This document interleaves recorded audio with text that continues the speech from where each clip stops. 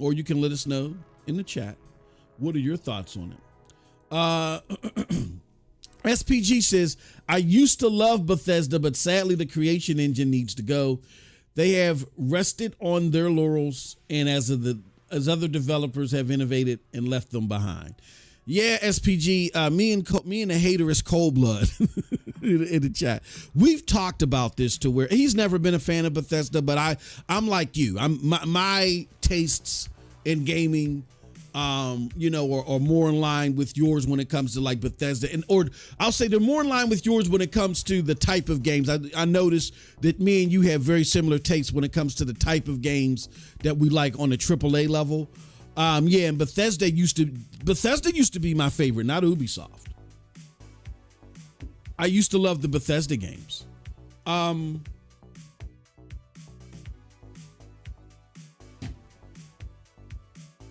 Here's what I narrow it down to. The biggest studio, which was the Bethesda Softworks, what Todd Howard was doing with the Fallout and the Elder Scrolls and whatever, that they have lost all of their creative zeal there. They've lost all of their creative zeal. Meaning, I think they've become creatively bankrupt. And what that's done, in my opinion, SBG, is because that's the big, a fish rots from the head. So if your leading studio can no longer innovate,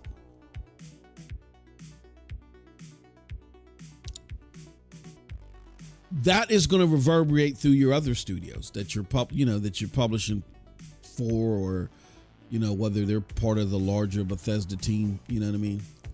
And so now everybody's stymied on innovation. Like when you look at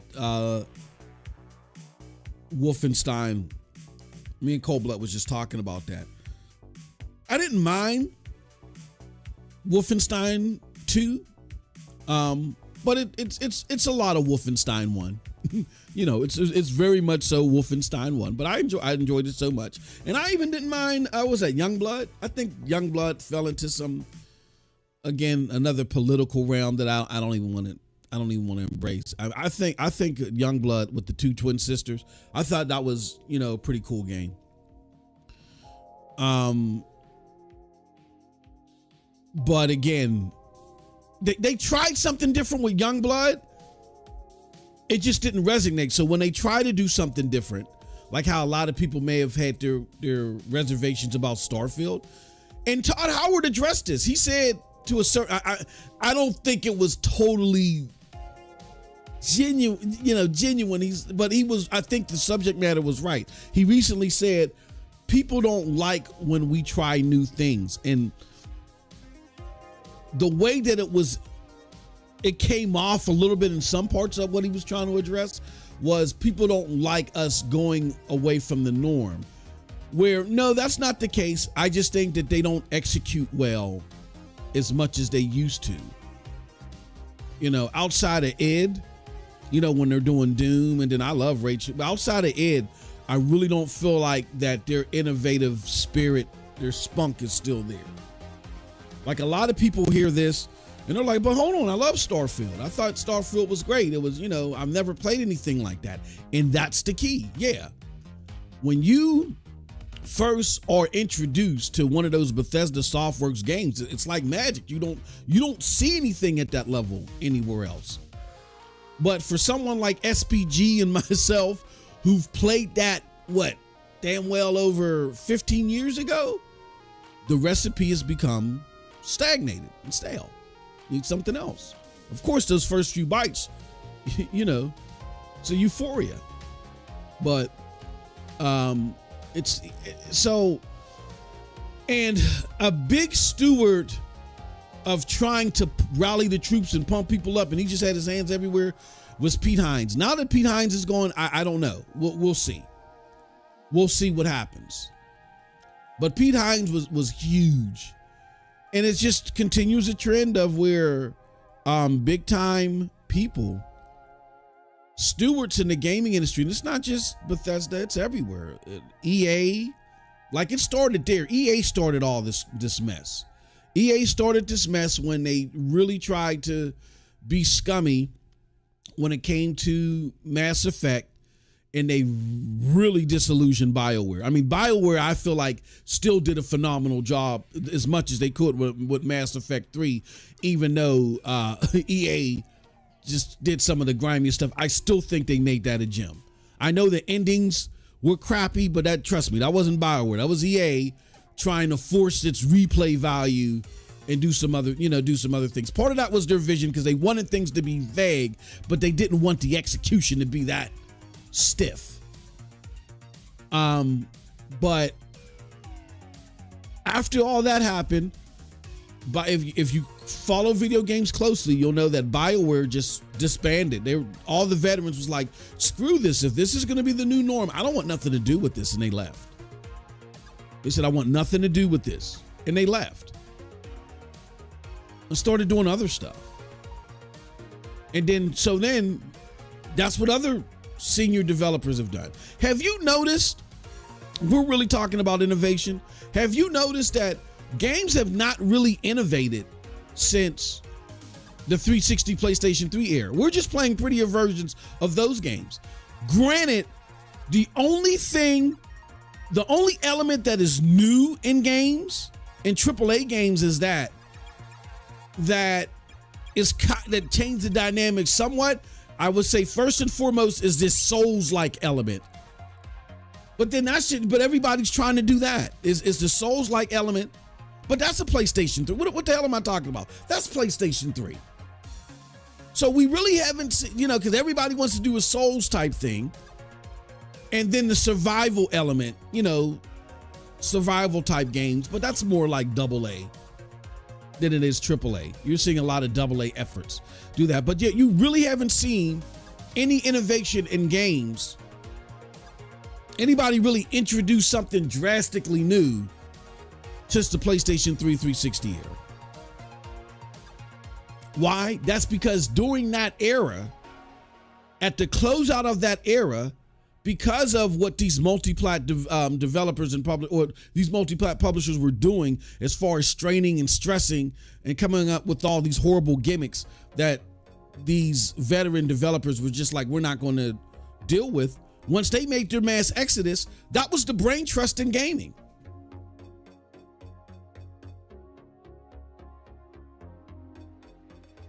So yeah, I don't want to just pile on Bethesda. I agree with you about that. I don't want to just pile on them though. This is something that was being cascaded throughout the game industry. It started with EA and it sucks. And hopefully we can get some bright new talent in here. Like I posted the other day, because I'm a big fan of Korean entertainment. That's 90% of what I watch is like Asian entertainment, like Asian films, Asian shows, and a huge chunk of that is Korean shows. Like I even got my wife watching Korean soap operas. Like I got tired of watching that crappy Lifetime stuff. So I'm like, okay, if you want to watch something sappy with me, it's got to be Korean. And I put her down with like Korean shows on Netflix. She's in love with them. That's all she watches now, right? So I told Cold Blood this. I'm all for the Korean takeover when it comes to gaming. Like I know that this isn't on the cloud right now. It might be on the PlayStation cloud in the future, but I'm in love with Stellar Blade. I love that game. It's a must-play game, and hopefully it comes to the PlayStation cloud so we could talk about it more here. But yeah. We need that. We need that Korean type of mindset and innovation.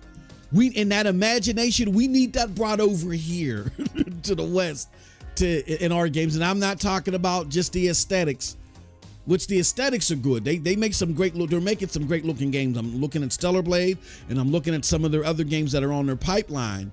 And I'm like, man, oh man. And hopefully those drop on the cloud. You know what I'm saying? So I'm like, man, oh man, not only do these look great, but they look innovative. But but just that imagination just the creativity that comes out of that Korean entertainment mindset. We need a lot of that over here. We definitely need it in gaming because we've become creatively bankrupt. And I think Bethesda is just another victim in that cycle. You know what I'm saying? Let's see what else we got here.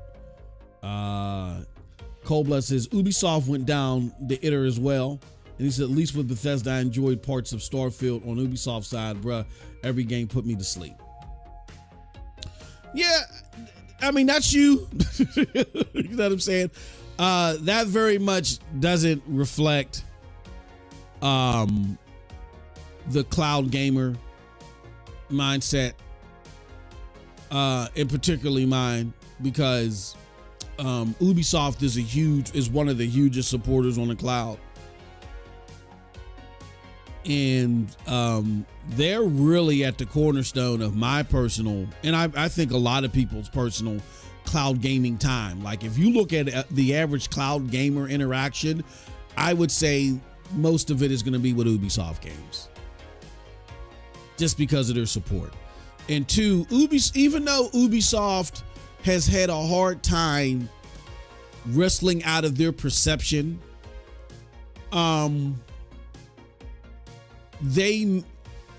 they're one of those guilty pleasures that a lot of people play, but a lot of people don't talk about.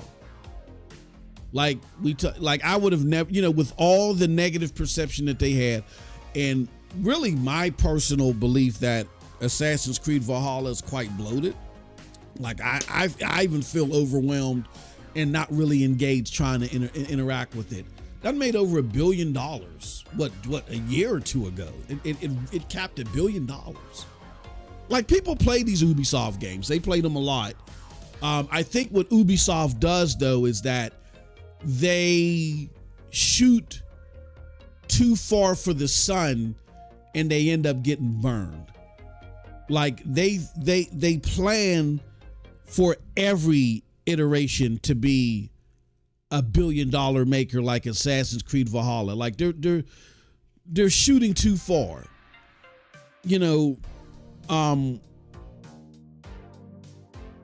Yeah, live service games, open world games, they have that potential of doing that. I think you still try it. Maybe pull back to scale a little bit. Just look at what you're doing and stop replicating the same formula. We get that people like it, but stop replicating it so much. Become more, again, like I said, increase your imagination a little bit more, and do try some single player experiences with just some new game plus with them. You know what I'm saying? Like I think what Ubisoft is trying to do is they're trying to make every game an ongoing game. You know what I'm saying? That you can pick it up and just play it like it's a live service title. And you can't do that. If you want to do something to where you're going to do events every month and put some reason for people to grind, that's fine, but make that secondary. Or, like I've always said, I think this is the smartest thing with Ubisoft. I think this is where they fail. Because even though Cold Blood, I don't think represents the mindset here, we have a show that we do in CloudDosage that's called Gamer Meets Cloud, Mainstream, Cloud Meets Mainstream. And the purpose is to help us understand, okay, great. We know that we got people that love cloud gaming, but what is it that we can do next to get cloud gamers to help push the community forward to where we are bringing in more mainstream gamers while maintaining our core beliefs and things that we feel like cloud gaming can execute on. The future of cloud gaming is dependent upon it no longer being niche and it becoming part of the mainstream ecosystem as well. And so even though I say, most people that are listening Cold Blood don't agree with that sentiment, they completely disagree. That sentiment is something that a lot of mainstream gamers hold. Not all, because like I said, Assassin's Creed Valhalla made $1 billion, but a lot of people hold that sentiment. And I would say there's a lot more people in the mainstream that hold that sentiment than those of us that are in the smaller cloud sector that feel different. So we don't want to totally dismiss it. We're simply acknowledging, hey, people may not feel that way here, but when you look at the bigger picture, that is a sentiment that's out there. Why am I bringing that up? Because I've said years ago, and I think I can say this, I test a lot of games. I do a lot of game testing.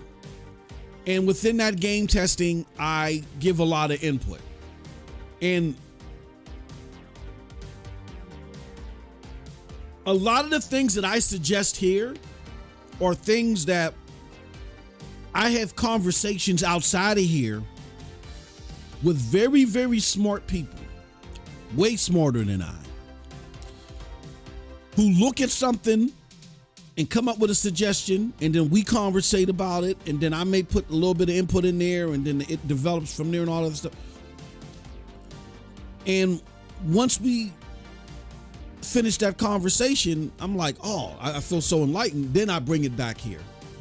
One of the things that I can tell you that are routinely expressed behind the scenes, and I didn't come up with this myself, is that it only makes sense for a company like Ubisoft, who has the infrastructure to do this and they're set up this way to do this, to want to have a games as a service attachment to every single title. It makes sense, and that within itself isn't bad. The problem is that when you do that, the way that they're doing it, you're sliding a lot of gamers you're sliding a lot of gamers and you're hurting your perception. What am I talking about? Back in the Xbox 360, PlayStation 3 days, when it came to multiplayer games, there was your single player campaign, and then there was your multiplayer. Akin to what you see with Call of Duty, akin to what you see with like Grand Theft Auto, right? I think what Ubisoft needs to do is Ubisoft needs to embrace a model where the frontline game is a single player experience, a single player guardrail, even if it's a wider, scale game, but not like 60 to 70 hours to complete without, this. Make it just a streamlined 15 to 30 hour game to finish, right? From beginning to finish. I preferably, I don't trust games that you can complete in 20 hours. You know what I'm saying? I'm not a big fan of games that you can complete in 20 hours. So I'm like 20 to 30 max, right? You can complete this game. 20, I think, being a good sweet spot, between 20 and 25 hours. 30, max, that it takes for you to complete the mainline story, right? You can have some side quest or whatever. And then you have a separate ongoing narrative that allows you to take your accomplishments from the single player experience and carry them over into the ongoing world. And in that ongoing world, kind of like what you do with Division 2, where that's where you'll have your season passes or your war bonds or whatever you want to call it. You have that over there. So if people want to continue to play in this world because they really enjoyed what you offered single player wise, they can now take their character, move it into the open world landscape, and boom, there it is. That's what I think.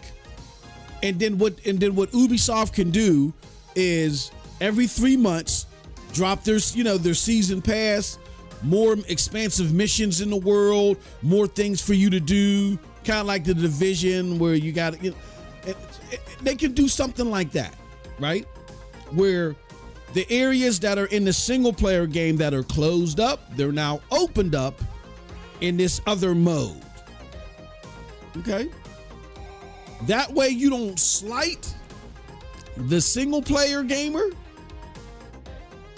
You really got to work hard and create a single player narrative, right? You don't slight the single player gamer, but then at the same time, you have something to where that game just isn't a one and done.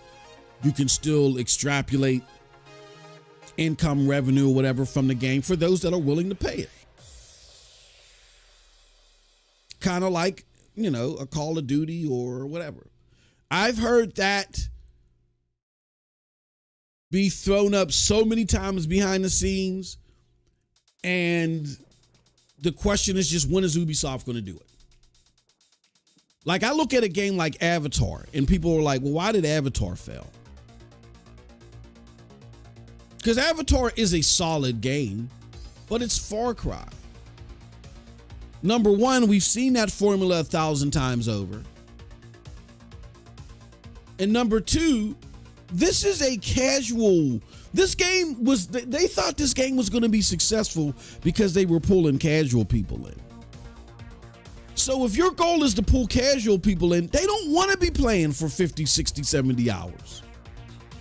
Like, you got to have a guardrailed 20, maybe 30 hour maximum game, story focused, how you get from point A to point B, not let it be too foggy.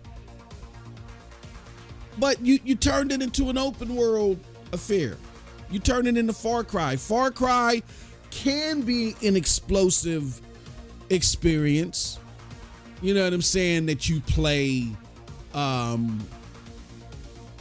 a casual can enjoy. Like I know I have a casual, one of my cousins, he's very casual game. I can get him every now and again to play like a Division. Like, I really got him into Destiny, and then he played Far Cry 5 with me. So yeah, there are times where there's crossover appeal, but he prefers a more guardrail single player narrative experience. You can't have a game like Avatar to where even someone like me who's used to playing a game like Far Cry, that's all I played for a long time and just running around the world, and I'm even confused on where I'm going. That's not going to appeal to. So what Ubisoft has to do again is start making games that people will be proud to boast about. Because even though people will play it, they'll be quiet about it. You're now losing out on your marketing. Like, Ubisoft is basically wasting so much money in marketing because it gets overshadowed by the noise of people that said, oh, here we go. It's either Far Cry, Division, or something else. And I hear so many people behind the scenes, trust me, that love Ubisoft. They love it more than I do. Laud them critically for not having an approach, a dual approach that, again, has a tight built, story-driven narrative that then has a separate new plus mode, right? That breaks that world wide open. That if you're that heavy into the game, then you can play that, right? And then maybe what you do to carry that over is that if you beat the game, the first season pass is free. Like, you can have it to where if people want to, they can jump right into this open world part. But if they want to just finish the game first, then, you know what I'm saying? They can, if they beat the game, then the first season pass is free. I don't get why they don't do stuff like that. And I'm not saying They don't make games like Far Cry anymore, which Far Cry to me only makes sense open world, right? I mean, you could make a Far Cry game that's story-driven narrative because there's a lot of story in there.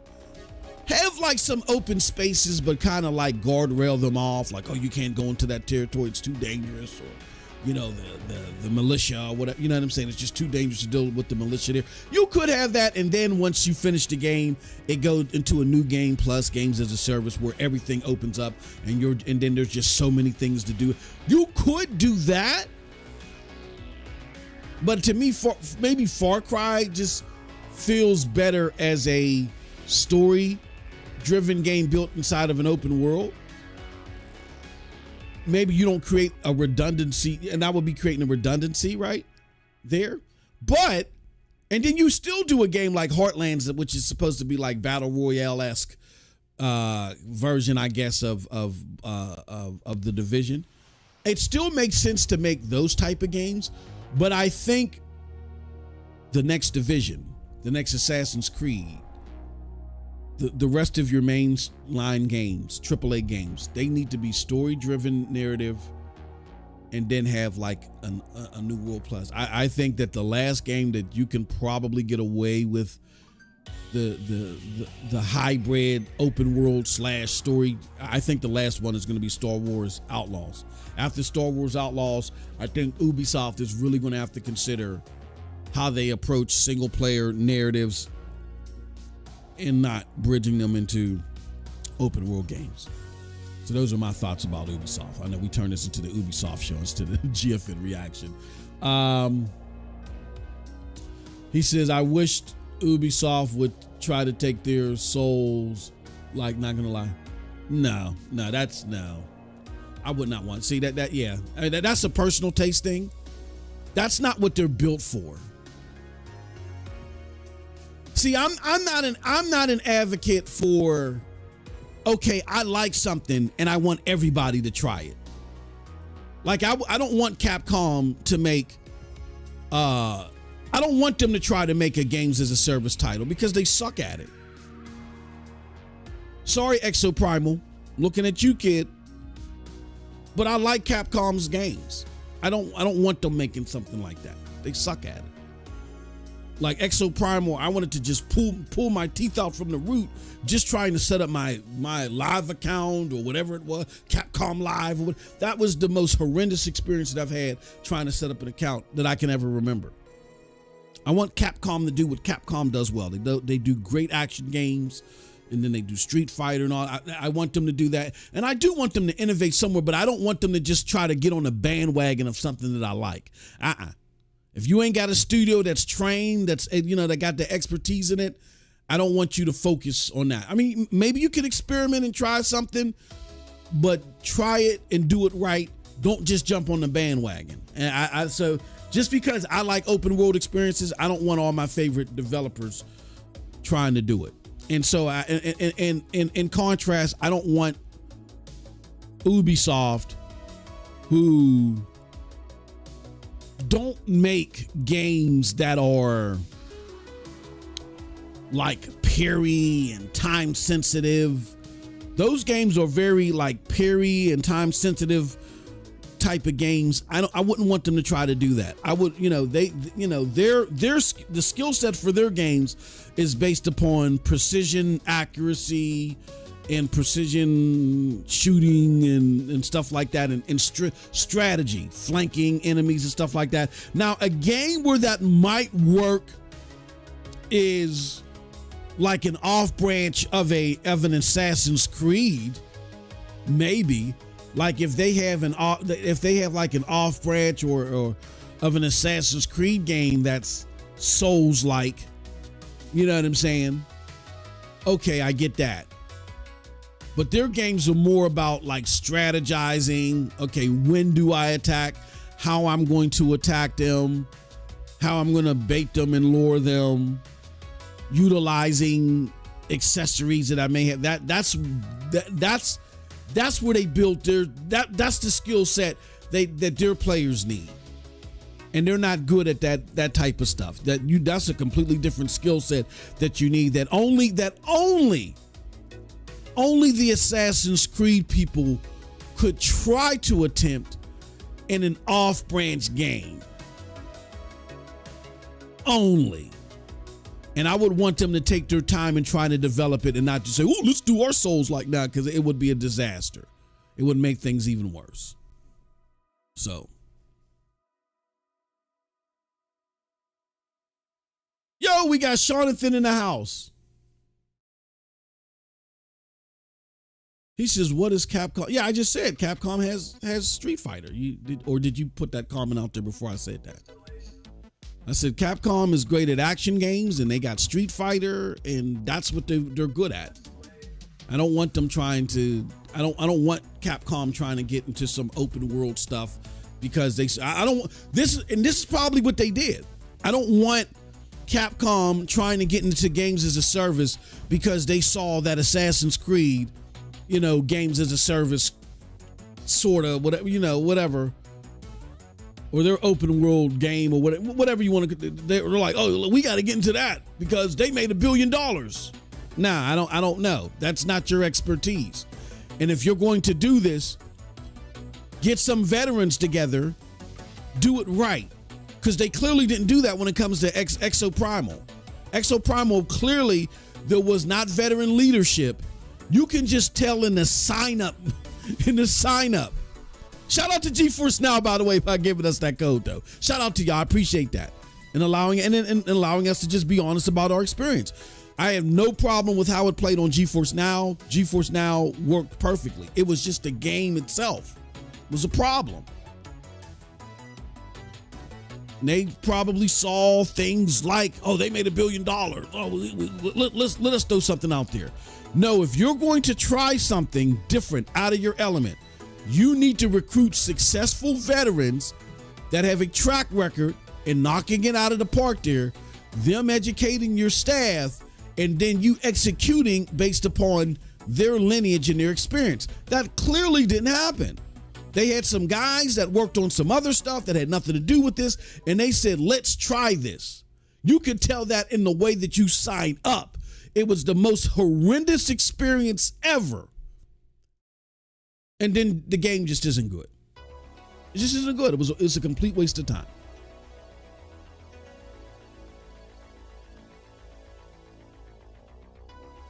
It got some attention on Game Pass because it was part of the subscription service. So yeah, that worked out. It's a great Game Pass game, I guess,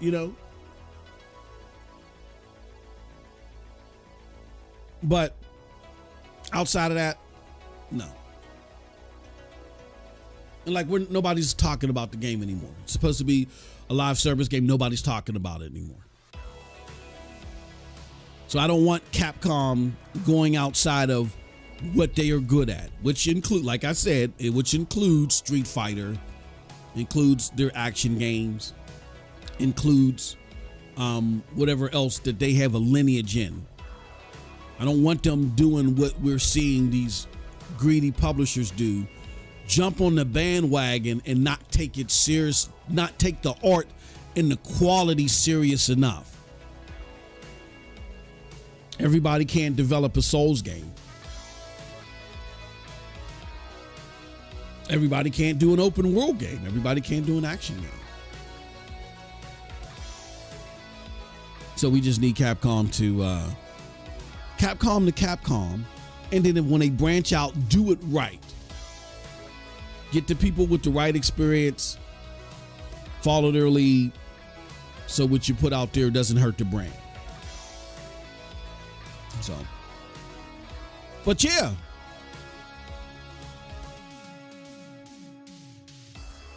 Please. He says EXO was fun, limited at launch.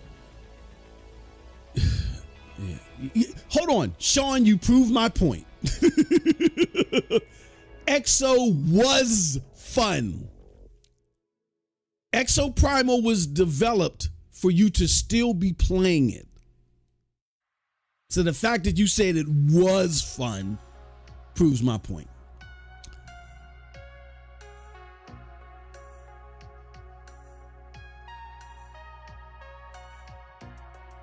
He says, Immortals Phoenix Rising was the closest thing to it, but Ubisoft F them?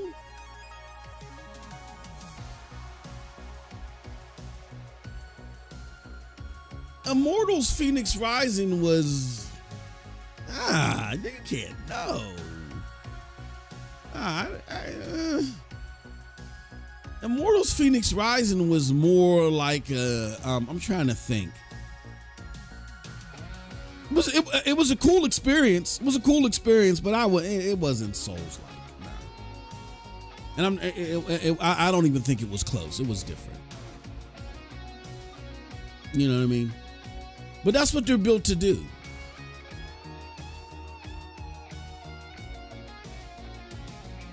He says, man, I wish I would talk with him because he makes me mad with these horrible takes.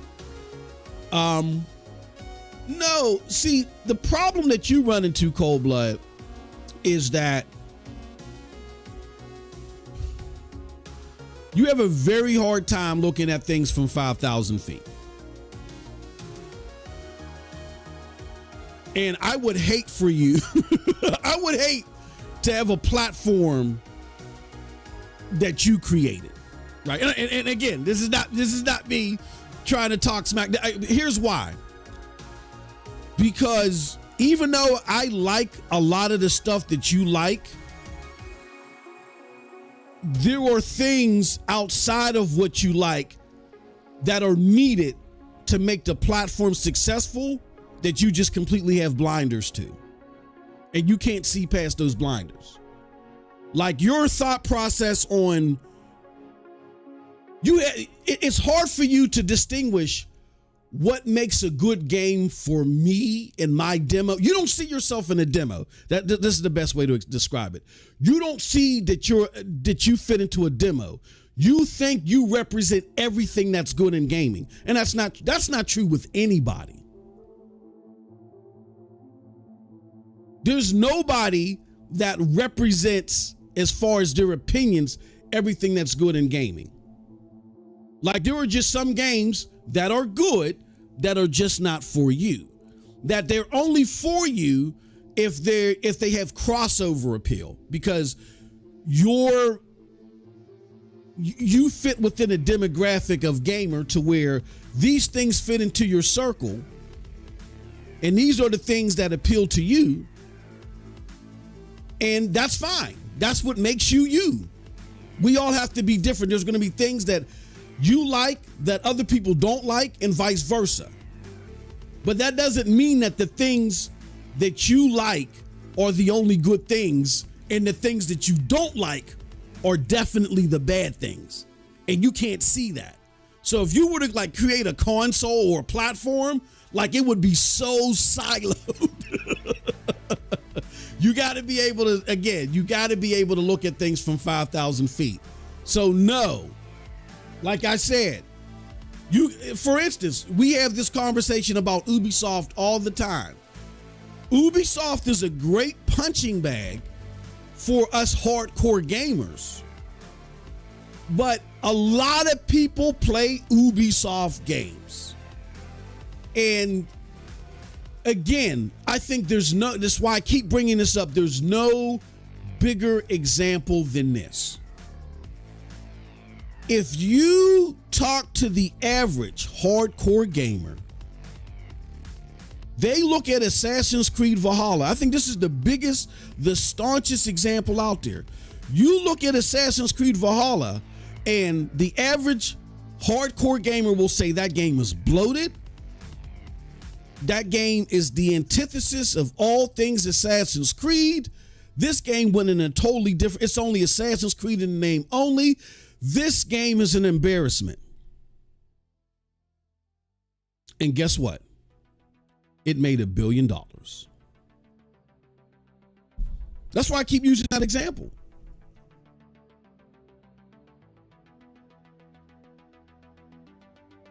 So it's not that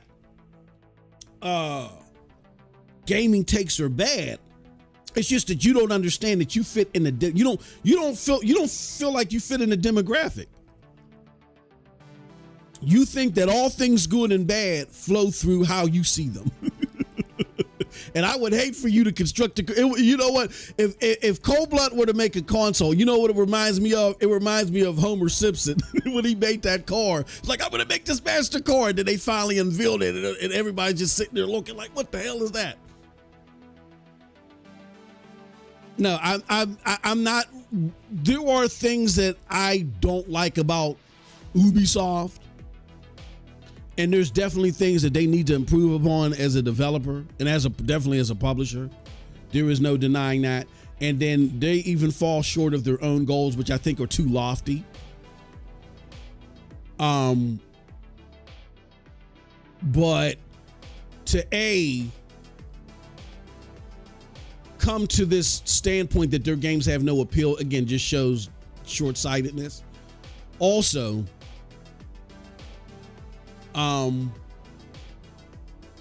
get that. I can look at Souls games, which generally 99.999% of them don't appeal to me at all. I just don't care about them. Who cares? In my opinion, and then realize that, hey, because I don't care about them, that doesn't mean that they don't matter. It doesn't mean that they don't have quality to them. Even though they bore me when I look at whatever, you know what I'm saying? Like Stellar Blade is the only one that I feel like is worth the effort. But I can look at the entire genre and say, I can, you know, people appreciate these and they must have some value even though they don't connect to me. I don't fit in that demo.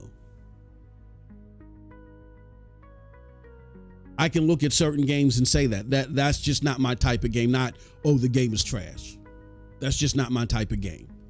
Like, for instance, I can look at the Nintendo Switch.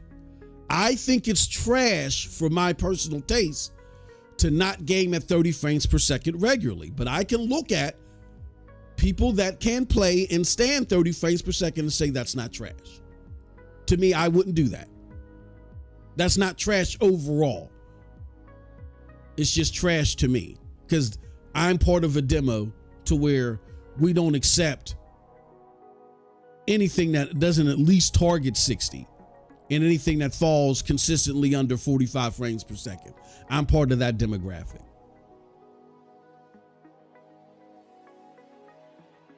So yeah, it's not about, I don't think in this case it's not about bad takes or good takes. It's just a recognition that I have that, hey, everything isn't meant for everybody, and that's okay. We can have separate things. Too often what we see in society is everybody trying to gatekeep and say, no, only the things that I like or matters and should only matter to you.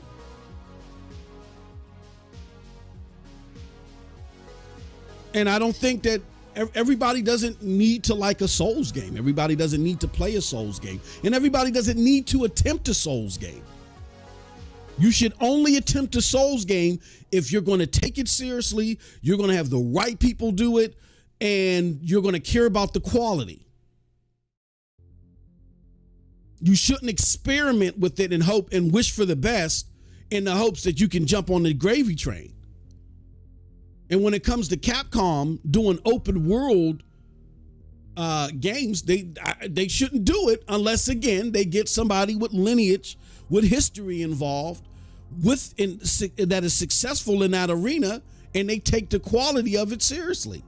No, I don't think Capcom should do it. And I don't think Ubisoft should do a Souls game until if they absorb a studio that has like a Souls game resume, or they work with a Souls a developer that has lineage there. Absolutely. And if they're going to take the quality seriously, absolutely, with a particular game. But for them to all of a sudden go into the Souls arena when they've been building their entire studios over the last decade to do open world service games, no, that doesn't need to be totally destroyed.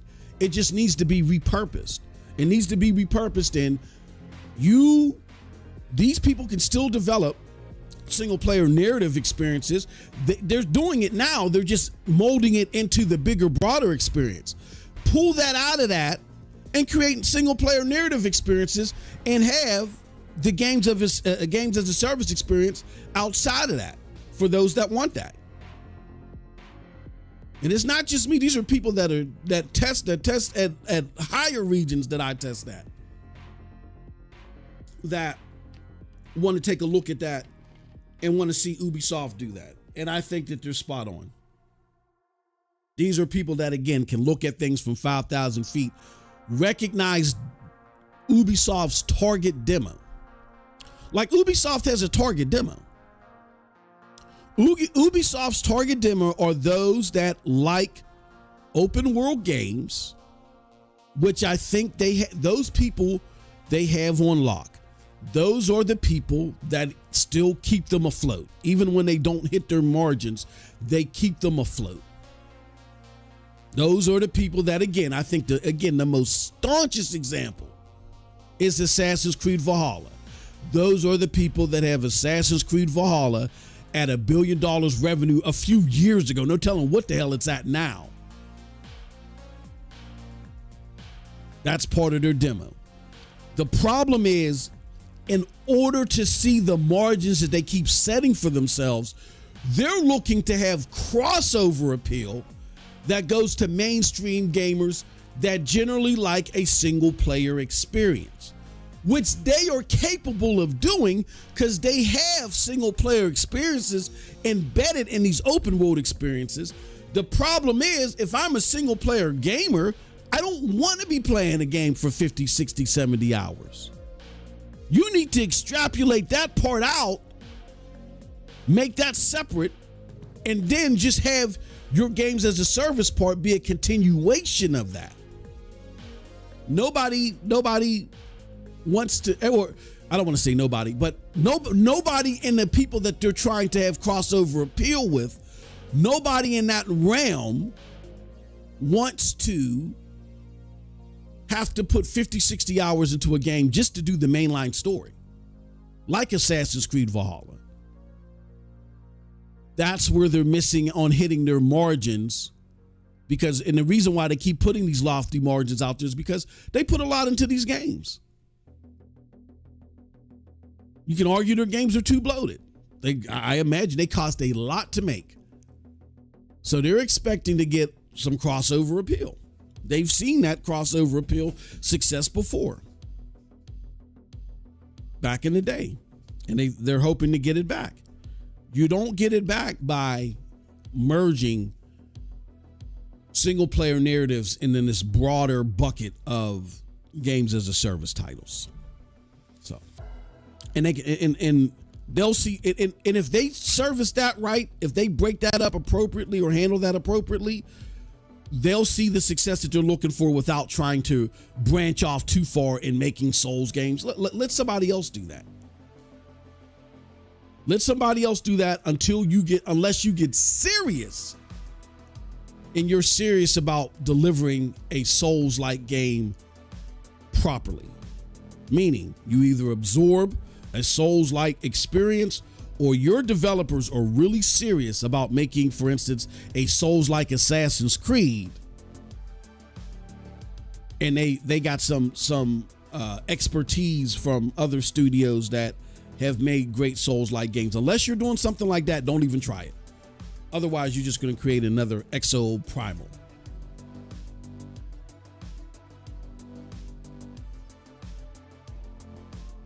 He said, Monster Hunter is a live service and very successful, bro. Do your research. Okay. Monster Hunter is a game that they've had lineage for what, decades now? That is not on the live service narrative that we're seeing from an action shooter, right? So when I'm talking about, I don't want them sitting there doing a live service game where they're seeing what's happening in Assassin's Creed Valhalla. They're trying to create a big open world like that, where there's all this activity and all this stuff happening, not a grind, but a big open world like that, where there's all this stuff to do 50 to 60 hours of gameplay and narratives and side missions and all that other stuff. Monster Hunter is completely different from these type of live service games that you're seeing out there. Totally different. I don't want to see Capcom try to do something like that, because when they do something like that, that's out of their element. Monster Hunter's been around forever. So what are you talking about?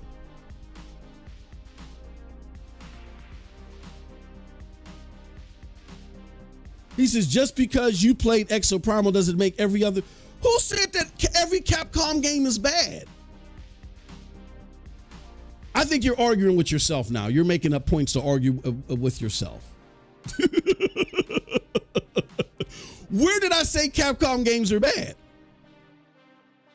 I said I don't want them doing something out of their element to where they don't take it seriously. Now you're arguing with yourself. He says, often you see people say, if a game is in 40 hours, it's not worth 60, 70. See, and that's the thing, Sean. You'll hear people say that. That's us, the 5%.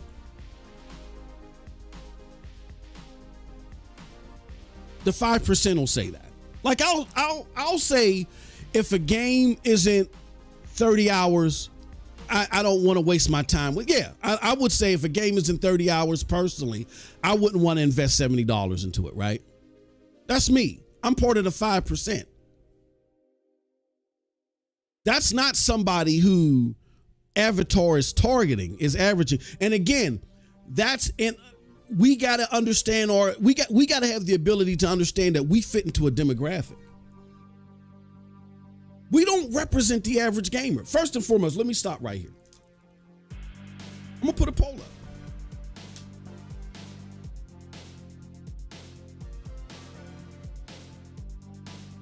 Even though there's only a few of us in here, I'm gonna start a poll. Do you represent, or I'll put it like this, do your gaming tastes represent the average gamer?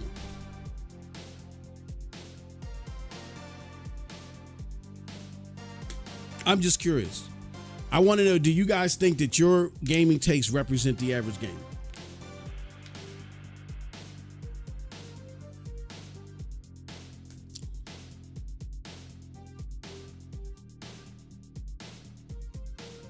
Because the average gamer buys 2 games a year.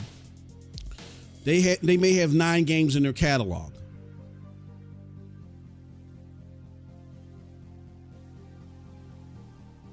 The average gamer is not going to sit there and put 40, 50 hours plus into a game. They'll pay the $70 for a game, and then they finish it in 20 hours.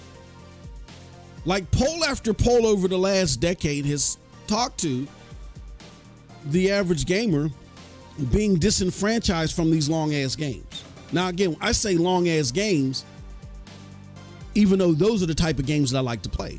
I like to play long-ass games, but the average gamer is disenfranchised from those long-ass games. They want a 20, 25-hour experience when it comes to like playing a single narrative game. They might play their Call of Duty, which is a games as a service experience, separately because they have separate expectations there.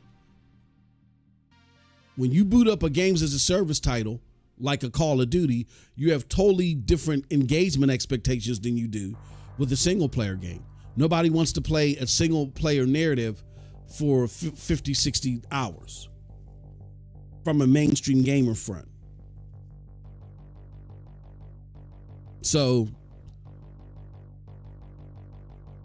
when we say that gamers say that a game has to be 40 hours plus in order to get your time out of it, that's us, the 5%. We don't represent the average gamer.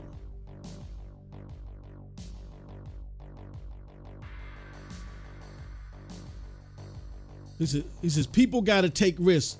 Monster Hunter was a big risk for Capcom that blew up years later. Hold on. Monster Hunter a recognized, no. Do you know how old Monster Hunter is? Like, what are we doing here? What are we doing here? Now, we're having a freaking frat conversation. Do we know how old Monster Hunter is?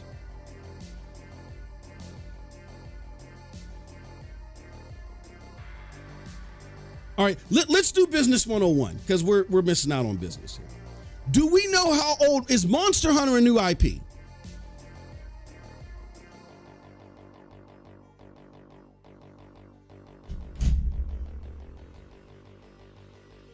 I'm waiting. Is Monster? Hold on. What are we doing here?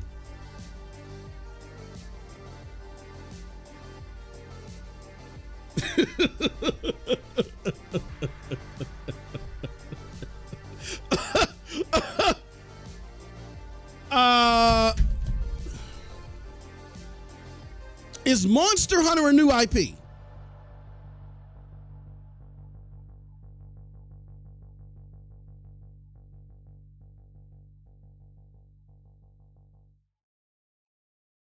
No. I don't want to hear about Ubisoft. Is Monster Hunter a new IP? Answer the question.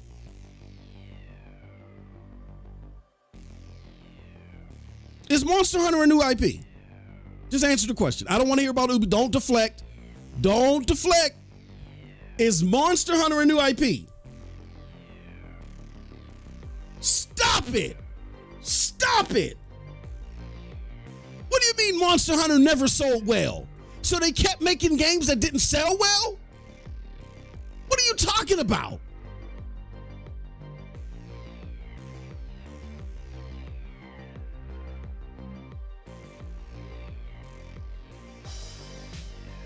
It sold the most with Monster Hunter World, but you had an already established IP where they just gradually implemented new things. And then when it came to the Monster Hunter World that we know as it now, they just incrementally added that part of it too that made it blow up even bigger.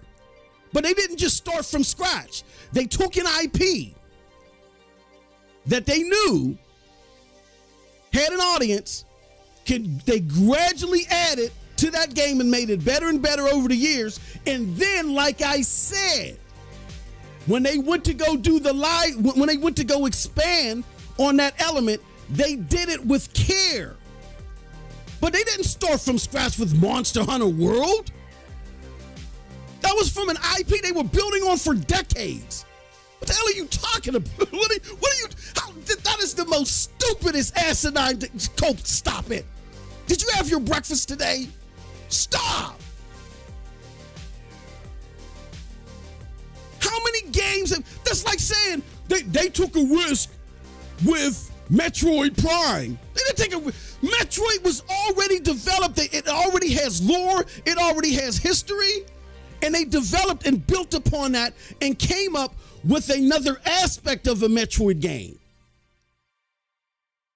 But there was so much experience with the lore and what they could do with the gameplay mechanics and the gameplay loop that they've expanded on that over time. What are you talking about? I'm talking about starting from scratch, brand new IP, and saying, you know what, we're going to make we're Ubisoft, and we're going to make a Souls IP. Starting from scratch, no lore, no history, no following, no background, nothing. You're starting from scratch. If you start from scratch, you better get some lineage in there because you better take this seriously.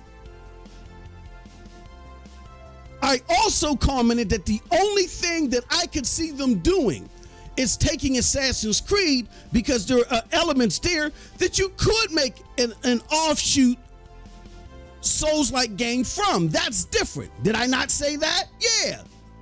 But again, that's taking something that's already established and tweaking what's already been developed for years. in the same vein that they did with Monster Hunter, and the same vein that was done with Metroid to Metroid Prime. It was modernized and updated based off of elements that they've been tweaking for almost 2 decades.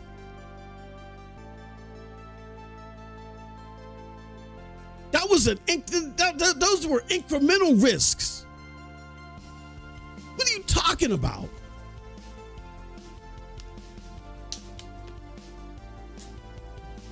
No, stop, no. You are lying. You are a liar. I did not say that Capcom should never do live service again. I said Capcom, I don't want Capcom doing live service half-assly unless they bring somebody in with lineage that does live service stuff. Hit that like button.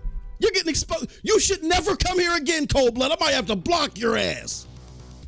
You come over here to try to hate on cloud gaming so much. I don't even recognize you right now.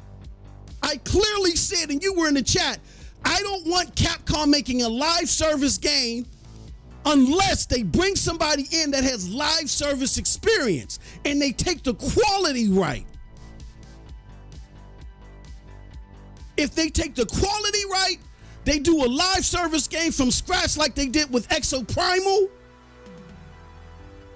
then yes, build another IP, do another game from scratch where you try to do live service, but you bring somebody in that knows what they're doing. Capcom clearly didn't know what they were doing, building this game from scratch,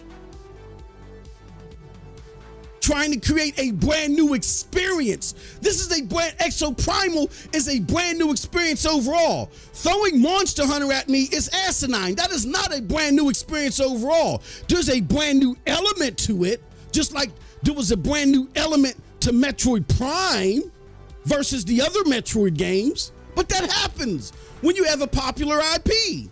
That's not what I'm talking about. I'm talking about from the ground up, and I don't even need to explain this, it's common sense. A ground up, brand new experience that you're starting from scratch. If you're going to do that, if you're going to make a game like that, you better bring in people that know what they're doing. Clearly with Exoprimal, they had people in there that did not know what they were doing. That has nothing to do with Monster Hunter or a Metroid Prime or any IP where it already had a following. Yeah, the following got bigger as they implemented something new, but that's not a whole brand new experience is what we was referencing to. And to prove my point, to shut you the hell up, I said when it comes to Ubisoft, I don't want them making a brand new Souls-like experience. But I can see Assassin's Creed having like an offshoot game within the series that has Souls-like elements. But if they do that, they better get some Souls people in there that know what they're doing, that can take the quality seriously. I don't even know why this is up for debate. I don't even know why this is a back and forth. So you want people to waste your time and make crappy games? That's essentially what you're saying. If I try to make a game that I have no idea what I'm doing, it is completely different from where my studios and my talent is aligned. You're saying you want me to waste time and resources to try something new. If that ain't the stupidest thing I've ever heard, all I'm saying is if you're going to try something new, you better bring in people that know how to make it work. How is that even up for debate? How is that even Sean, what is the point? What is the point? What is the point? My point is, no, and I don't want some outside of the periphery point. My point is, I don't want a studio or I don't want a game of developers that are aligned on doing something else. I don't want you to sit there and try to do something on the other end of the spectrum. Let me give you a prime example. This ain't even up for debate. I feel like that you guys are having a totally different discussion from what I'm having. For instance, let's just say if there's $1 million pot out there for me, you, and Cold Blood, if we win this 3-on-3 basketball tournament. Say me, you, and Cold Blood never played basketball in our lives, Sean. Never. I've played football. You've played baseball. Cold Blood played badminton or some shit. Excuse my French, y'all. We've never played basketball in our lives because we're aligned to do different sports. So, Sean, you're trying to tell me if you come to me and Cold Blood and say, oh, man, we don't have no experience playing basketball, but we really want that $1 million prize, man, I could change our lives. Why don't we go find us a basketball coach? And Cold Blood brings his crazy ass out of the woodwork. So, what do we need a basketball coach for? Doesn't make no sense. We should take risks. You're trying to tell me that makes sense, Sean? Please tell me that's not what you're saying. Because that's what I'm saying. All I'm saying is if you're going to develop something out of your pipeline, out of what your studios or experience are aligned with, if you're going to do it, bring in people that have success with it. Because time and time again, when you don't do that, you create failures.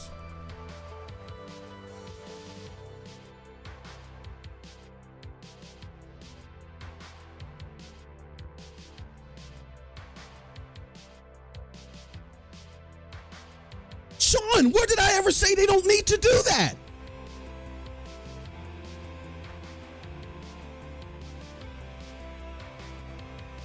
I'm saying if you're going to, I don't want Capcom as they're designed with the people that they have to try to do another online game from scratch without experience in what they're trying to do. Work with what you know. And if you're going to branch off, hold on, time out. Did I not say, just respond, Sean, if you heard this, did I not say that, for instance, if they're going to do it, Assassin's Creed, if they're going to create a Souls-like game, if Ubisoft absorbs a studio or brings in consulting help that has experience in the Souls experience, did I not say that? I just need an answer with that.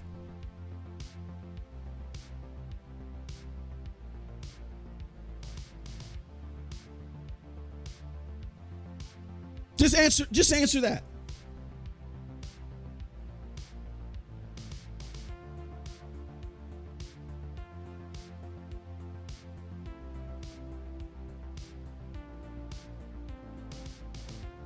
That's all I need an answer for.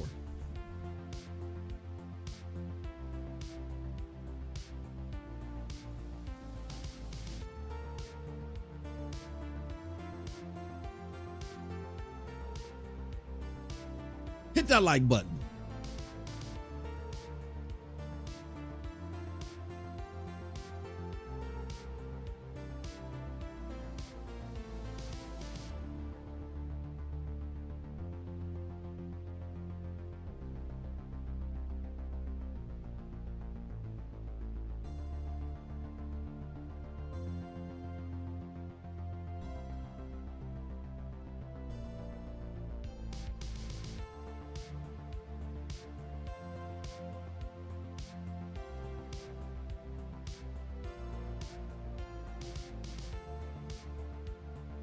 See, I can't, again, you guys, did I not say, I'm just waiting on a response for that. Did I not say that I want to, if you're going to develop a new IP? Okay, here we go. Apparently y'all didn't hear me. No, y'all heard me. We ain't gonna play that game. Did I not say that if you're going to develop outside of the element that you're known to develop for, you better go get outside help. Whether you absorb a studio, you consult a developer or something like that, that you go get outside help to develop for that experience. Did I not say that?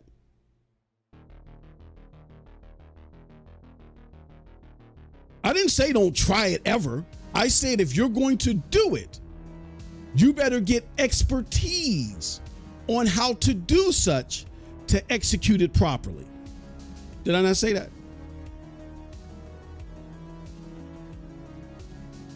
That's all I need to know. Did I not say that?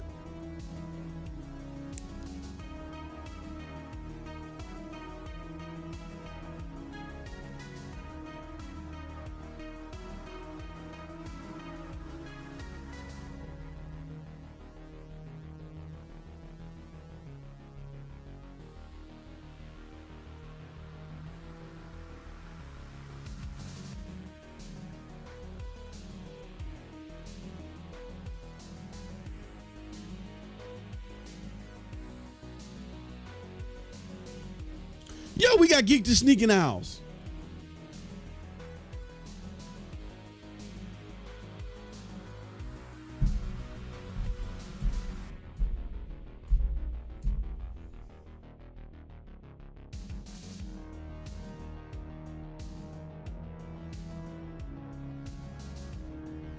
Cold Blood, you zip it. I don't even know what the hell you talking about. He says all games as a service have been No. I'm trying to simplify this conversation to ensure that we are all talking about the same thing. All I want to know is, did I not say that if you are going to develop something from the ground up, like Exoprimal, if you're going to do a brand new experience, or did I not, it weren't my words, you need to go and get outside help.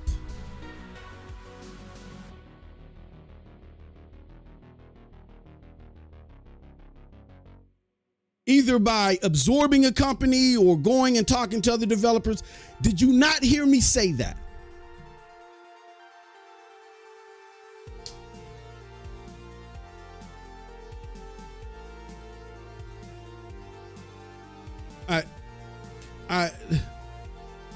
I think you guys know that you've backed yourselves in the corner now.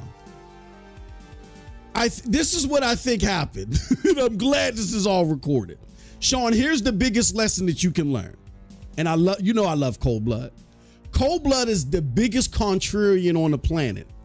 He is that's why me and him get along so much, because I love stomping the contrarian. Because what Cold Blood likes to do is he looks for something to disagree with you on. He is a contrarian at heart. So anything that is being said, he's looking for the ulterior viewpoint that he can disagree on. And what you made the mistake of doing is you fell for his contrarian trap. He came in there being a contrarian, talking about, oh, that's a horrible game and take or whatever. And you listened to the words that he was saying in regards to how he was wrongly interpreting to try to fit his contrarian narrative, while he was wrongly interpreting what I was saying. All I said was that if you're going to create a game from the ground up, outside of how your development team is pipelined, you need to gather experienced people in order to do so. And I used Exoprimal as an example because it is very clear. And Sean, you got to be honest, even though you like the game, the sign-up process was horrendous. The gameplay mechanics are not great for the type of game that it's trying to be.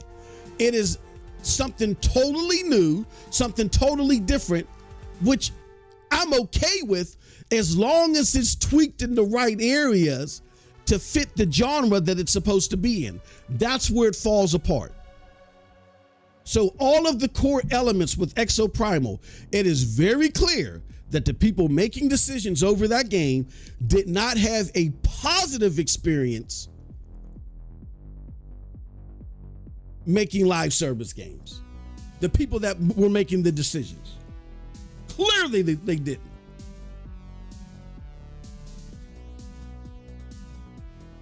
We have a My First Look gameplay on this channel that illustrates that.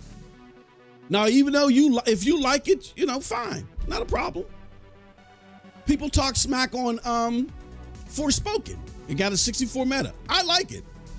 I don't care what anybody says. But I use Exoprimal as an example to say it's very clear that the do's and don'ts when it comes to live service games, someone that has that breadth of knowledge and that experience wasn't involved in the decision making the way that they should have been. And that's a no-no. You need to have those type of people in the decision making process to properly convey the vision that you're looking for. That clearly didn't happen in Exoprimal. Clearly didn't happen.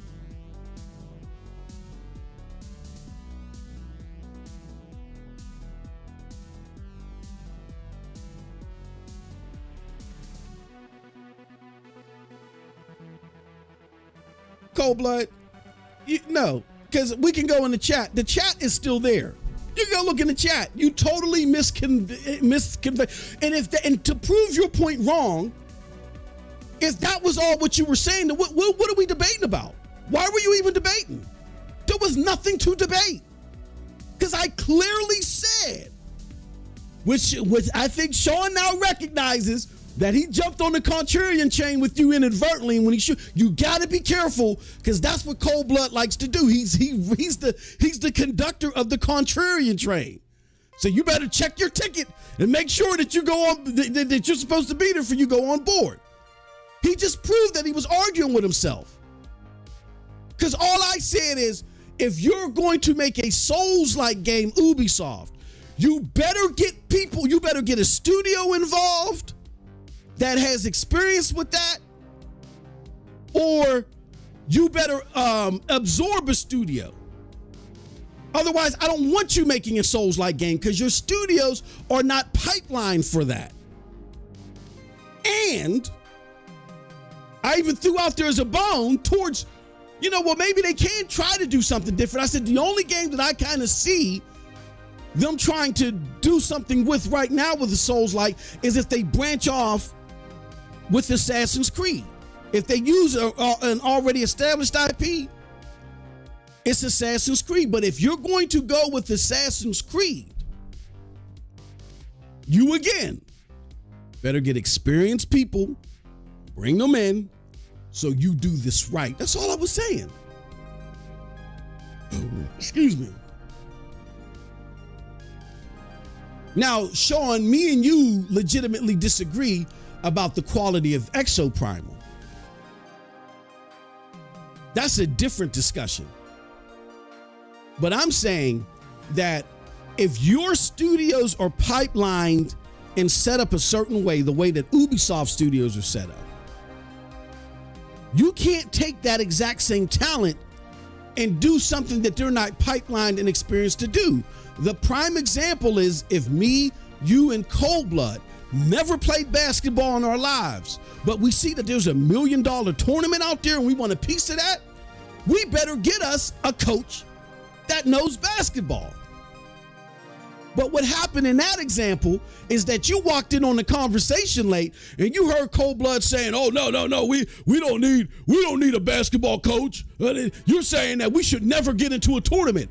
And you're looking at the $1 million prize, Sean, and you're saying, "Oh, hold on, it's $1 million? Why wouldn't we sign up for that, Maz? What are you talking?" Instead of you getting the full context. The full context was, I never said we shouldn't sign up.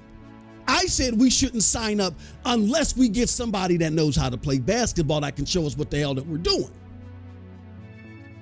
Because in tournaments like that, there's normally what? A fee. You got to pay a fee, right? So say the fee to get in is $500. I mean, it's more than worth dropping $500 to get $1 million, unless we know we don't know nothing about basketball and we're going to get blown the hell out. Then we're just throwing away $500. So to make sure we're not throwing away our money, let's go get a basketball coach to show us how to play basketball, so we're not blowing our money. That's essentially what I said. If you don't have an experience in Souls-like games, don't do it unless you get outside help in all the right areas that can help you make all the right decisions just from a base level. Clearly with Exoprimal, they did not have somebody tell them all the right things for a live service game. It is very clear. It's clear from the sign up. They didn't do that. See, we can, my belief on the quality of the game versus your belief, that's subjective. I have my opinion, you have your opinion. What isn't subjective, what's objective, is that there are some clear, and you got to be honest, Sean, there's some clear-cut things in Exoprimal from just the base level that just do not flow right, that is just elementary in any other live service game.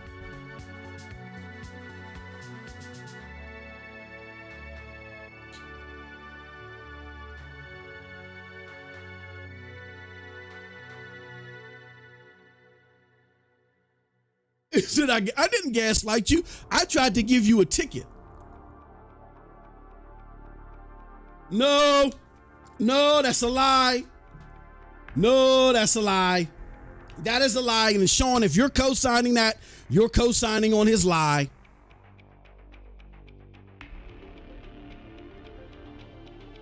That's a lie. And I will be more than glad to make a video because I love curb stomping lies. I'll be more than glad to take what I said in its full context, take the lies that you guys are that you're trying to co-sign right now, and make a video out of it.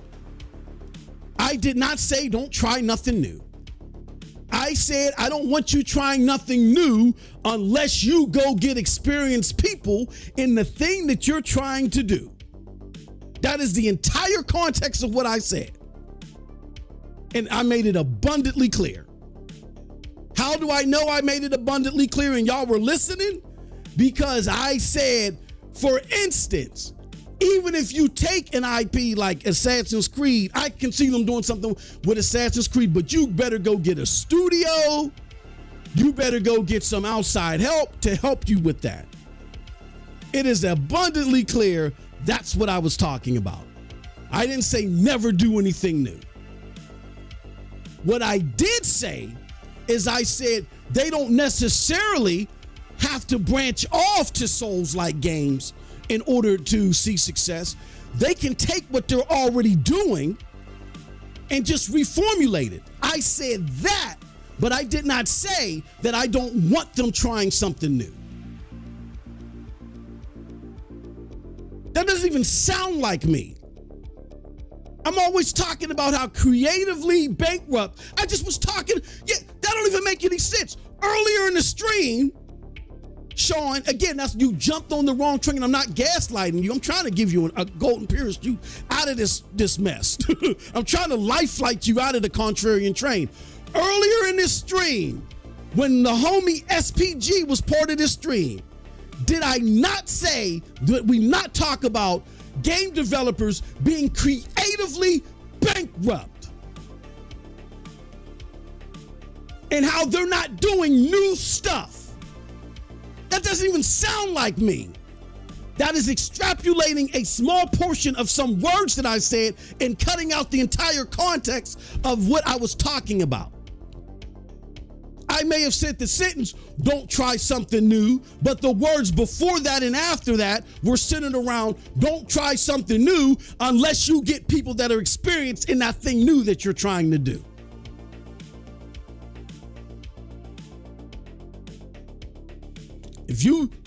I was trying to give you a golden, I was trying to life flight you out of this wreck train, Sean. I'm not gaslighting you. But if you want to crash and burn with this train, so be it.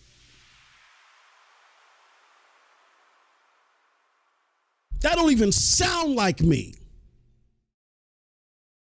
Even earlier in the stream, I said I'm all for the Korean takeover in gaming. Why? Because they think so innovatively. They think differently. Now, how can you take that and jive that with me saying that, or the context of what I was saying is don't try something new? And there is no way that anybody that was listening to that, especially from the beginning, like when Cold Blood was here, believes that's what I was saying. But see, Cold Blood is a contrarian. That's what makes what we do so entertaining, because he'll find something to go back and forth with. Well, that's not the only thing, but that's just part of it. But that's one of the things that he does. That's one of his talents. When used right, that makes increases the entertainment of the content. What you did, Sean, inadvertently, because you came in here late, is you heard Cold Blood doing his contrarian spiel, trying to find something to disagree with, and you not understanding the full context of what I was saying at first. But then I made it abundantly clear, because I know you were here for that part, when I said you better get other experience in there. I would just back away from the landmine. I would just back away from that landmine. Because when you watch when you get an opportunity, you walked into a conversation like when I gave the basketball analogy. Yeah, I can understand if you walked into that conversation in the context that you picked up from Cold Blood, and that said scenario was, we shouldn't enter that tournament. You're going to look and say, hold on, Mars, this is $1 million tournament. Why wouldn't we want to enter into this? And I'm saying to you, no, Cold Blood, that's not the entirety of the context I was saying. I was saying we shouldn't enter the tournament unless we get a basketball coach. If we're not getting a basketball coach, us entering into that tournament, all we're doing is throwing away $500. So in the same vein, if you are experienced and you've been pipelined for over a decade to do games as a service titles that are like action in nature, that don't require the reflective skills in parrying and hand-to-hand combat, hit detection and stuff like that, that's a huge part of the Souls games. If you're not experienced in something like that, then what you better do is you better go get help in developing something like that.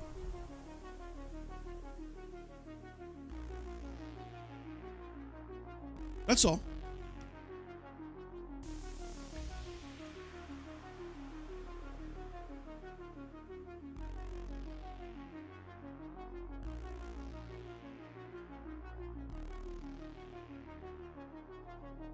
Huh? He said, we gave you examples of stuff that took many takes before it became pop. What were the examples? The only thing that you said to me was Monster Hunter. Or the only thing that I addressed was Monster Hunter. What was the many examples? What are you talking about?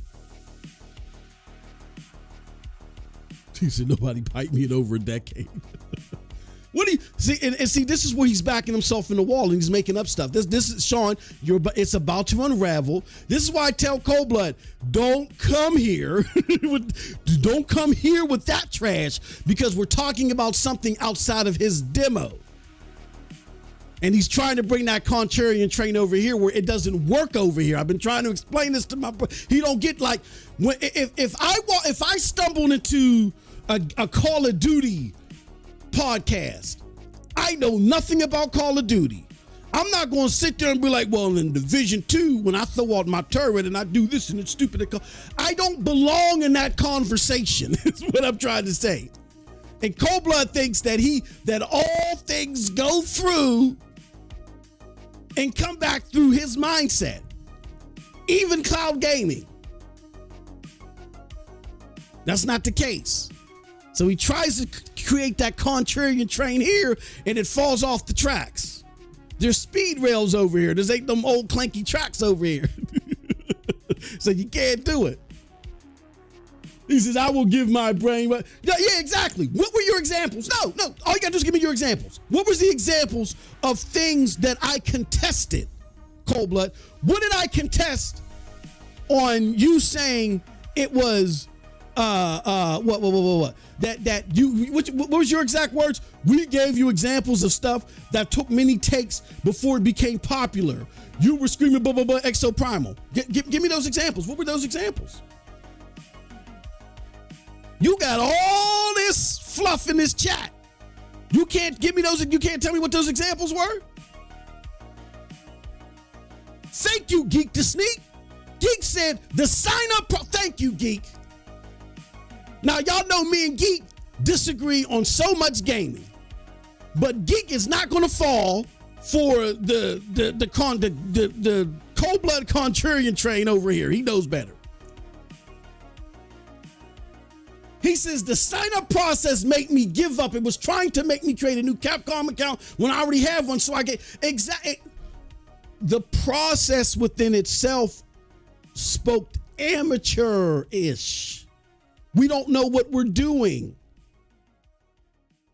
Everything about the game thereafter to me spoke. We're trying something totally new that we know how to develop a game. We know how to make mechs. We know how to shoot and all of this stuff, but we don't know how to bring it together collaboratively to make the style open world game that we're trying to make.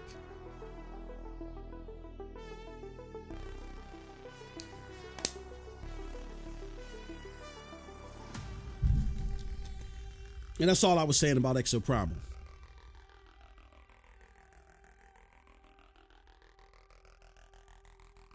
Rainbow Six Siege. You skipped that part as always. What part about Rainbow Six Siege? I said, but Cold Blood. I said, number one, that's not all the examples. He said we gave you examples of stuff that took many takes before it became popular. But where was I combating people trying new stuff?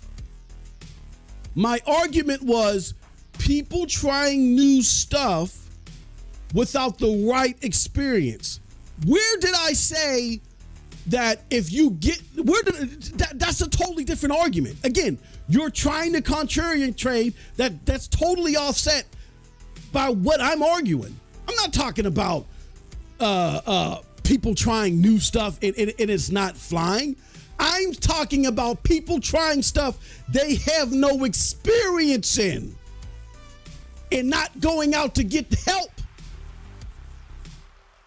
Like, I don't even know what Rainbow Six Siege got to do with this. With Rainbow Six Siege, for instance, they went and hired people from Modern Warfare, didn't they?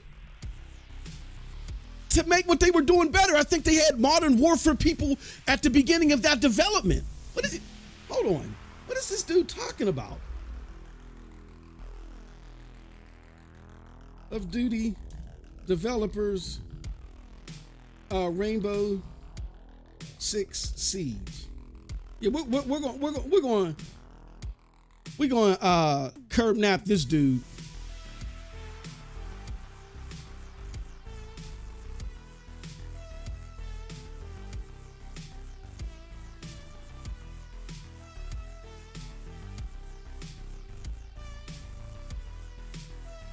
Let me see something here.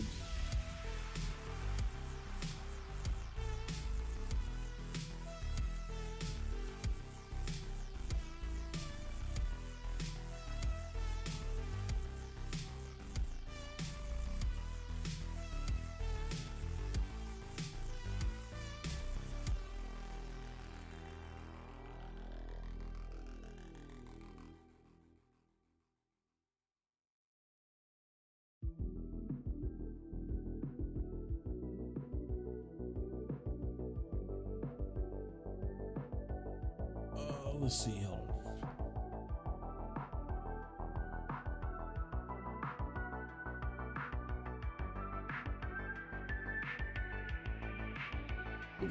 Let's go to Red Storm.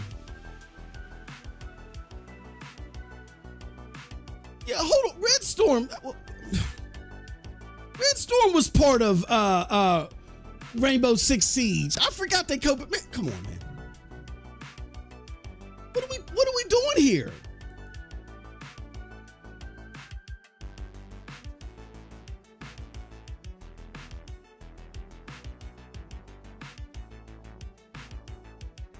Doesn't even make any sense. Like, Rainbow Six Siege is a horrible example opposed to what I'm arguing, for one. For two, Red Storm was involved in Siege. When did Siege come out?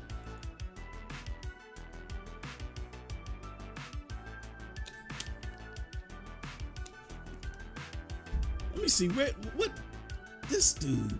Again, we're gonna put his part to bed. Games have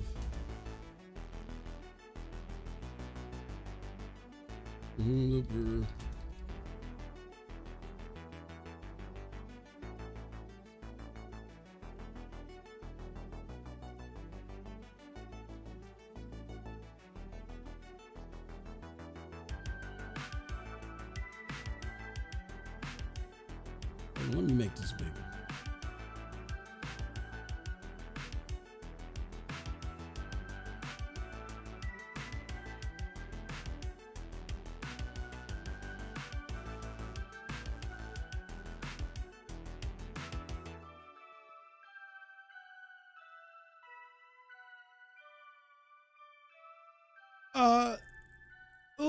Red Storm has had their hands in so many live service games. Like, it's ridiculous. Like, they were instrumental okay, let's Red Storm was instrumental in the Division 2 port to Stadia. That was sick. So they know, Red Storm knows what they're doing. That is a god-awful example. One that doesn't even go against my point. Number two, if I was trying to argue that proves my point. I would have, Rainbow Six Siege doesn't even fit into the narrative that I was debating. And let's just say, let's play devil's advocate and say it did. That proves my point. Red Storm was part of the development. What are we talking about?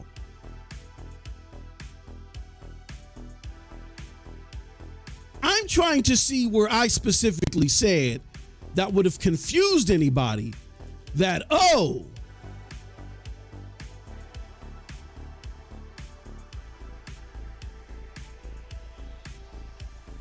where I would have confused anybody where they would have taken from what I said, he doesn't think game companies should try anything new. That is the total antithesis of what I've been arguing forever.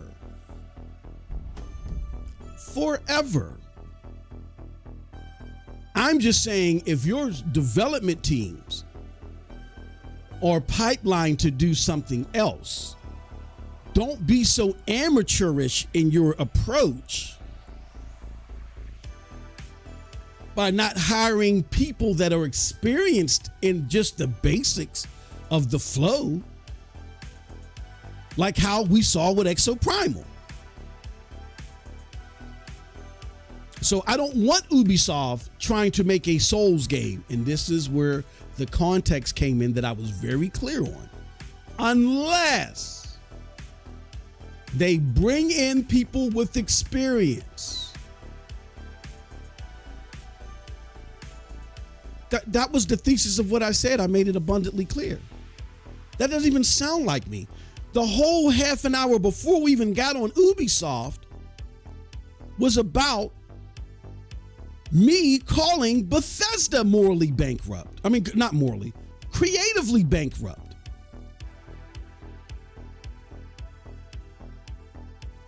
That has nothing to do. That approach had nothing to do with what I was saying, and it's proven by what I was just talking about before we got here. What happened was Cold Blood, again, he's a contrarian. He's always looking for something to argue with. He thinks I don't realize that. He knows. I know that Cold Blood. I know that about him. It works with what we do over on MM2K Gaming. It just derails here. It doesn't work here. I end up just slapping his train off the tracks.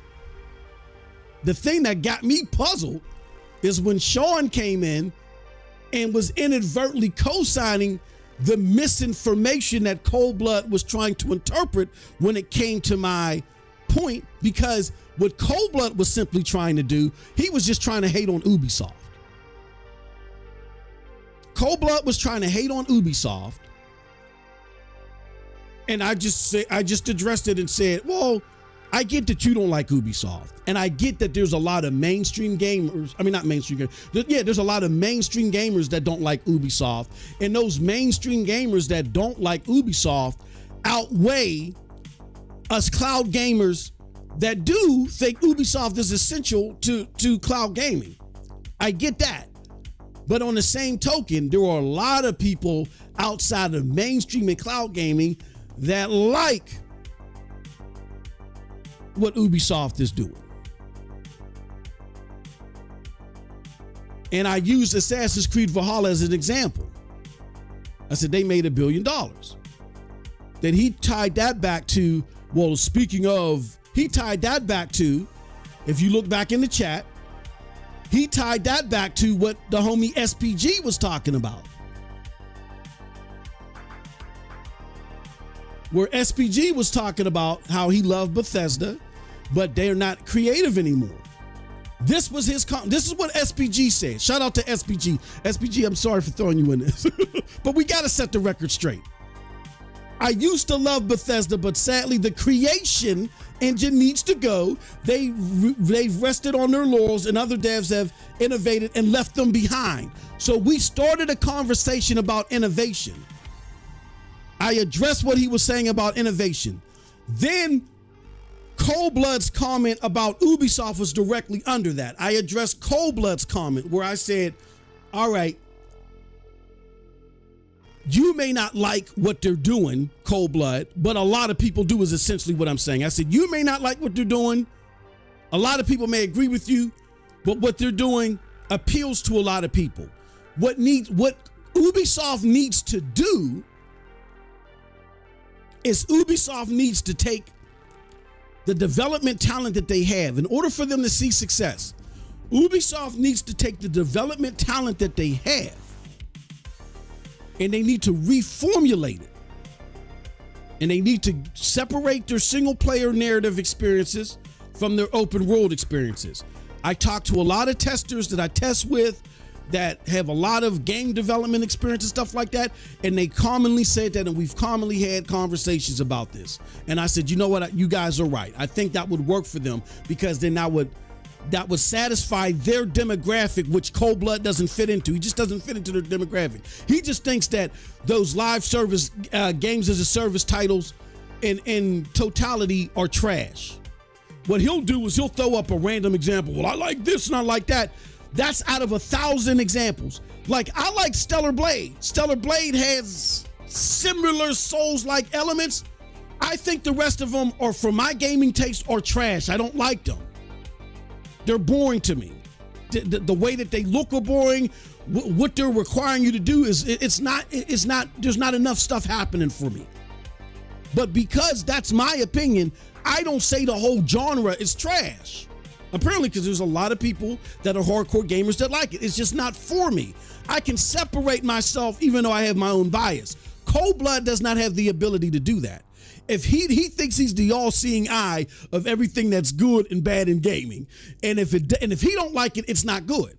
So that's why he thinks that the majority of Ubisoft games are just simply bad. And I'm like, no. They're not just simply bad. There's things that you can complain about them, like they are lacking innovation. They're starting to replicate themselves in a lot of ways, but they're not all trash. He makes it seem like they're the worst games out there, that they're horrible. And I'm like, no. And to prove my point, Assassin's Creed Valhalla, what is the biggest extrapolation of his point of view? I'm not even a fan of Valhalla all like that. I was at first, but I'm like, damn, this game is bloated. I just can't get into it like I could Odyssey. I'm not even favored towards Valhalla. I lean more towards what Cold Blood thinks about Valhalla than maybe what Sean or anybody else thinks. That being said, Valhalla still a few years ago made $1 billion. So my argument with Cold Blood at that point was, just because you don't like something doesn't mean that it doesn't have worth and it doesn't mean something to other players. I said, Cold Blood, you don't see outside of your own prism and don't understand that you fit within a demographic. He then said, look, they don't innovate like what, in so many words, what SPG was talking about. Like, for instance, I would like for them to make a Souls game. This is where he said this. I wish Ubisoft would try their take on a Souls, like Not Going to Lie. And that's where I elaborated, like, no, that would be a failure because they don't know what they're doing when it comes to a Souls game. And if they're going to attempt it, they need to, and that's where I made it abundantly clear, they need to bring in new people that know how to make a Souls game, for one, because in order to make a Souls game, there's a whole different subset of gameplay elements and expectations that are totally different from what they're used to making. So they, need to get people to counsel them on it or consult them on it, or B, if they absorb a Souls, like somebody that has that type of experience, if they buy a studio that's like that, then yeah, they can put that brand new game on that studio.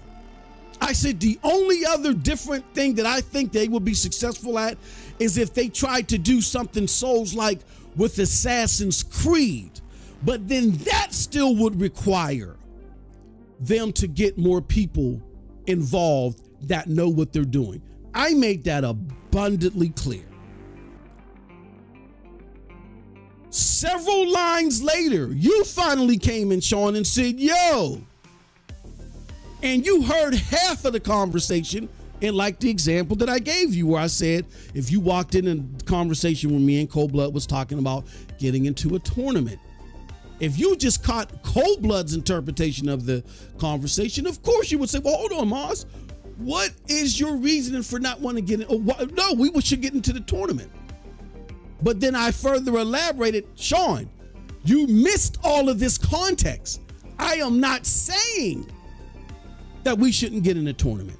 I am saying we are wasting our money and we're going to get embarrassed unless we get a basketball coach. If we don't go get a basketball coach because we don't know how to play basketball, we don't know nothing about it.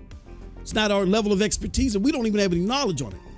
Once we get a basketball coach, it'll be worth getting into the tournament. So to flip that scenario, that analogy I just used,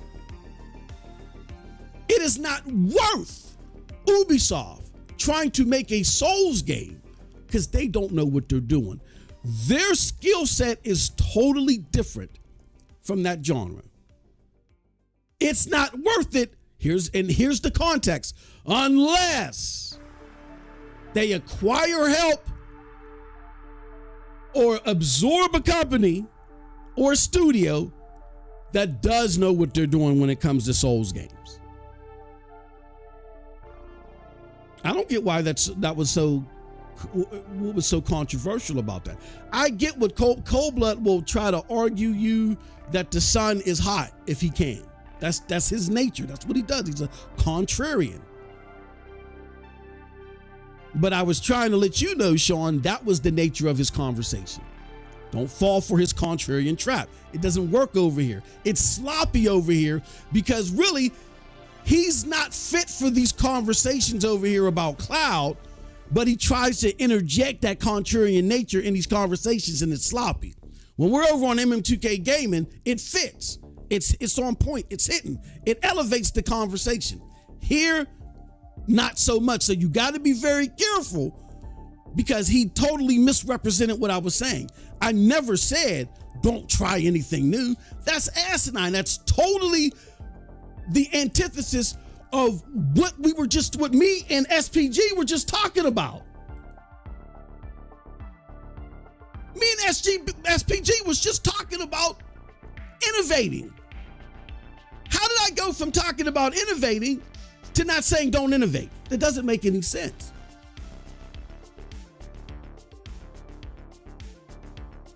You got to understand context, people. Context is key.